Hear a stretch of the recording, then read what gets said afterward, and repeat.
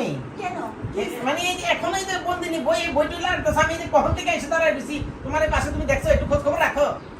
আমি তো সেই সকালবেলায় গরুর মাংস ভিজায় রাখছি। ভিজায় রাখছো তুমি? যে প্রত্যেকটা দিন দেখে এইটা রান্ধো ওইটা রান্ধো, একটা দিন তো আমাকে ফোন দিয়ে বলো না যে জান তুমি আসো এইটা রান্না করছি খেয়ে দেখো। জান?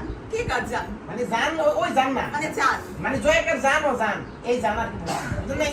এই যে এত হ্যাঁ আমি না ইয়ে করতেছি তো, মানে আমার জন্য করতেছিলেন? আপনার জন্য না, মানে বাসার জন্যই।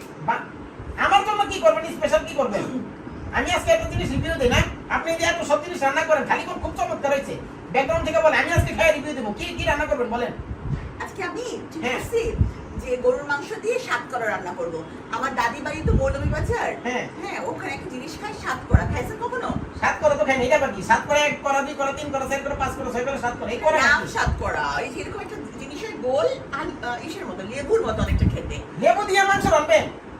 আরে দূর, ওটা হচ্ছে যে আগেই সিদ্ধ করে পানি ফেলে রাখতে হয়। আচ্ছা। একটু হালকা তিতা তিতা, মানে একটু মানে তিতা একটু টক ভাব হয়। এরকম ভাব হইব আর কি। স্পেশাল মৌলভীবাজারে না কোন জায়গায় ফেলে? সিলেটের। সিলেটে। এটা আজকে আমরা খাওয়াবেন তো বন্ধুরা। আজকে সাবরিন আপুর হাতের রান্না, তোমার রান্নার হাতটা আমি একটু দেখবো। এটা কে জানি বলছিল? হ্যাঁ ও মা, আমার নাম লেখছেন নাকি ওই জায়গায়? এই যে কি মনের মিল দেখছেন, আমার নামটা একটু করে লিখে রাখছেন? জীবনেও না।